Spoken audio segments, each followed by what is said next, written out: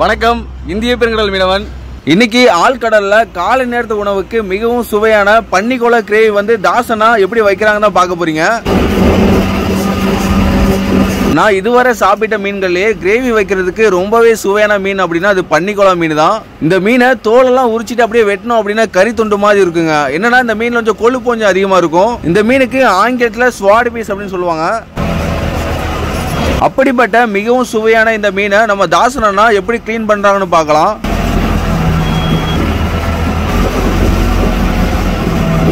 இந்த மீனை தோலை உரிச்சு தாங்க கிளீன் பண்ணணும். அது மட்டும் இல்லாம இந்த மீன் வந்து கருவாடுக்குமே ரொம்ப சுவையா இருக்குங்க.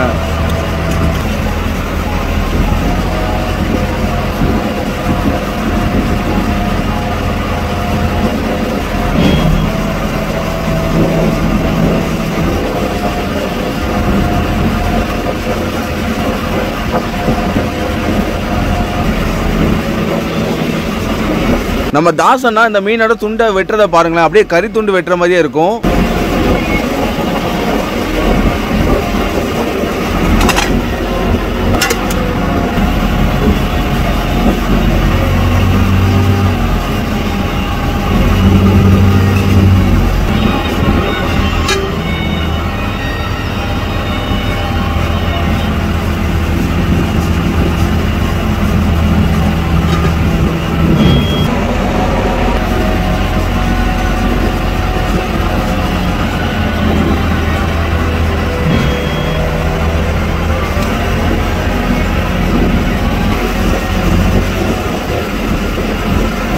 இந்த மீனோட தலைப்பகுதியை வந்து நம்ம கிரேவிக்கு வந்து யூஸ் பண்ண மாட்டோம், உடல் பகுதியை மட்டும் தான் யூஸ் பண்ணுவோம். அது மட்டும் இல்லாமல் மீனோட எல்லாருமே விரும்பி சாப்பிட்ற கிரேவி அப்படின்னா அது இந்த பன்னிக்கோள கிரேவி தான். இப்போ தாசனை வந்து வெட்டி முடிச்சிட்டாங்க. அந்த மீனை எப்படி கிளீன் பண்ணுறாங்கன்னு பார்க்கலாம்.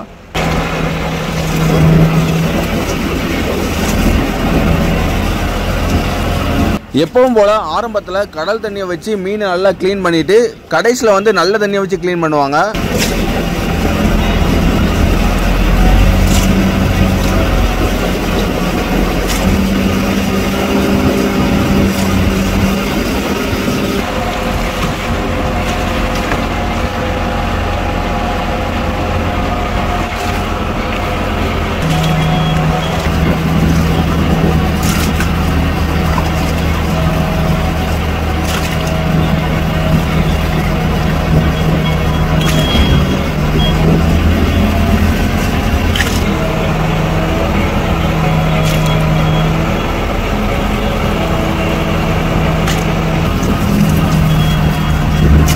துண்டு பார்த்தீங்கன்னா ரொம்ப சின்ன சின்ன துண்டாக வெட்டியிருப்பாங்க. ஏன்னா இப்படி சின்ன சின்ன துண்டாக வெட்டினா தான் கிரேவிக்கு ரொம்ப சூப்பராக இருக்கும்.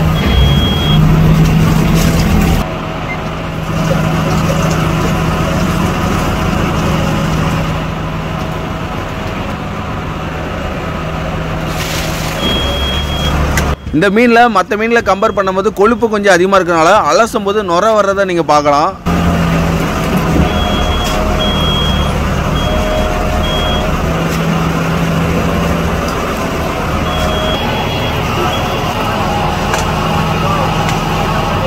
நமக்கு இன்னைக்கு காலையில் வந்து கஞ்சி வந்து நிறைய இருந்துச்சுங்க. அதனால கஞ்சி கூட்டுக்கு என்ன வைக்கலாம்னு பார்க்கும்போது தான் தாசனை வந்து இன்னைக்கு பன்னிக்கோள கிரேவி வைக்கலாம் அப்படின்னு ரெடி பண்ணிட்டு இருக்காங்க. ஆனால் நமக்கு கடல்ல இன்னும் வேலை வந்து முடியலங்க. இன்னும் நம்ம வலை இழுத்துட்டு தான் இருக்கோம். மீன்லாம் ஒவ்வொன்றும் வந்துட்டு தான் இருக்கு.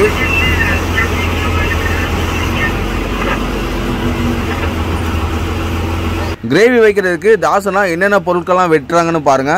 ஏன்னா இதை நீங்க கவனிச்சிங்க அப்படின்னா நீங்களும் உங்க வீட்டில் வந்து ட்ரை பண்ணி பார்த்தீங்கன்னா கண்டிப்பாக சூப்பராக வைக்கலாம். இப்போ மிக்சியில் அரைக்கிறதுக்கு தாசனா என்னென்ன எடுத்து வச்சிருக்காங்கன்னா இஞ்சி, பூண்டு, பெருஞ்சீரகம் இது எல்லாத்தையும் எடுத்து வச்சிருக்காங்க.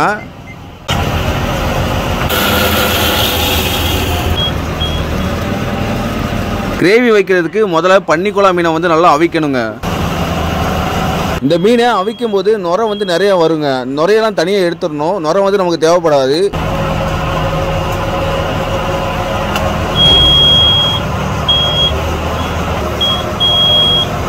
மீன் அவிஞ்சதுக்கு அப்புறம் இனிமேல் தனியாக எடுத்து வச்சிட வேண்டியதான். இனிமேல் பாத்திரத்தை வச்சு கிரேவி வைக்க ஆரம்பிக்க வேண்டியதான். ஆரம்பத்தில் ஆயில் ஊற்றிக்கிறாங்க. ஆயில் நல்லா சூடானதுக்கு அப்புறம் இப்போ கடுகு சேர்த்துக்கிறாங்க. கடுகு சேர்த்ததுக்கு அப்புறம் வெட்டி வச்ச தக்காளி, வெங்காயம், மிளகாய் சேர்த்துக்கிறாங்க. இப்போ தக்காளி வெங்காயம் சீக்கிரம் வசங்கிறதுக்காண்டி உப்பு சேர்த்துக்கிறாங்க. தக்காளி வெங்காயம் நல்லா வசங்கினதுக்கு அப்புறம் அவிச்சு வச்ச பன்னிக்கோலா துண்டை வந்து சேர்த்துக்கிறாங்க.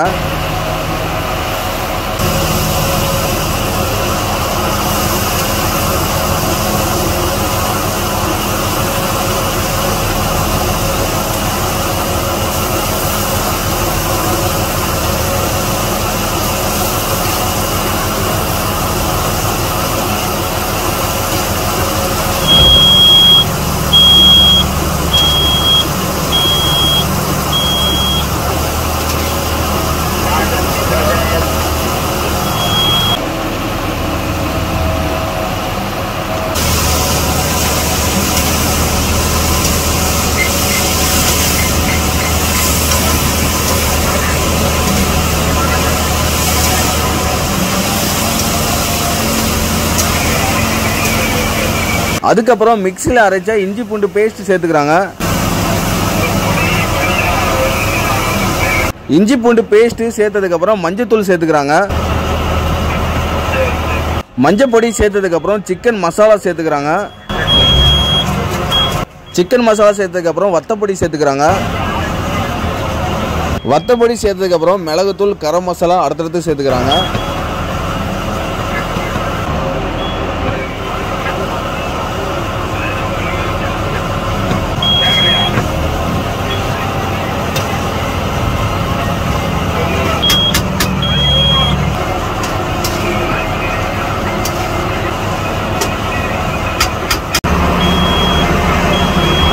இப்போ சமையல் செஞ்சுட்டு இருக்கிற இந்த நேரத்தில் சுற்றி கடல் வந்து எப்படி இருக்குதுன்னு பாருங்க.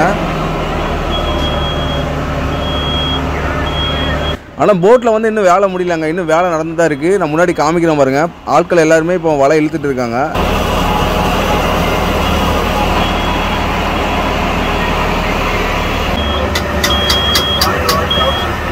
அவ்வளோதாங்க, ஃபைனலி கிரேவி வந்து ரெடி ஆகிட்டு நம்ம மல்லியில மட்டும் சேர்க்கணும்.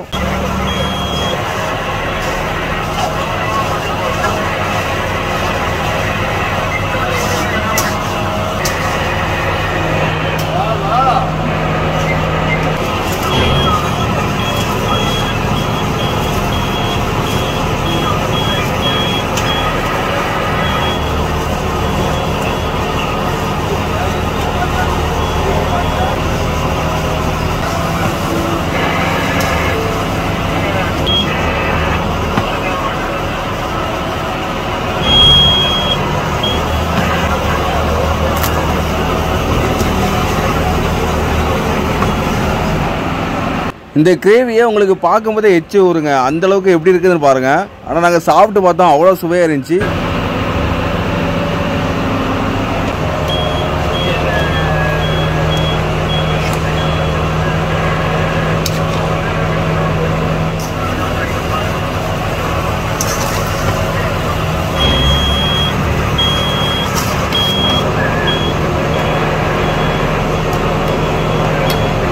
கிரேவி செஞ்சதுக்கப்புறம் தாசன்னா மூடி வச்சிருவாங்க. இப்போ நம்ம ஆட்களை வந்து வலை இழுத்துட்டு இருக்காங்களா, வலை இழுக்கும் போதே ஒவ்வொரு ஆட்களாக வந்து சாப்பிடுவோம். இப்போ எல்லாருமே வந்து சாப்பிட்றோம் அப்படின்னா கடலில் வந்து வேலை ஓடாது, அதனால வேலையும் நடந்துகிட்டே இருக்கும். அதே மாதிரி சாப்பிட்றாலுமே சாப்பிட்டுட்டு தான் இருப்பாங்க. ரெண்டு ஆட்கள் மாறி மாறி சாப்பிடுவாங்க.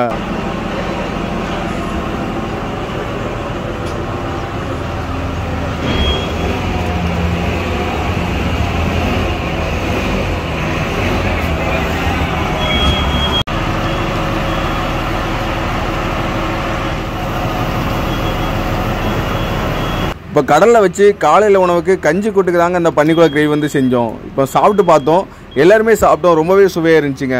ஏன்னா நார்மலாக பன்னிக்குள கிரேவி வந்து செஞ்சாலே ரொம்ப சுவையாக தான் இருக்கும். அது இன்றைக்கி தாசண்ணா கை பக்கத்தில் செஞ்சது அதோட அற்புதமான சுவை. இப்போது தாசண்ணா செய்த இதே மெத்தட்லேயே நீங்களும் உங்கள் வீட்டில் வந்து இந்த கிரேவி வந்து செஞ்சு பார்க்கலாங்க, ரொம்பவே சுவையாக இருக்கும். அப்படி செஞ்சு பார்த்துட்டு அந்த டேஸ்ட் வந்து எப்படி இருக்குது அப்படிங்கிறத கீழே வந்து கமெண்ட் பண்ணுங்கள்.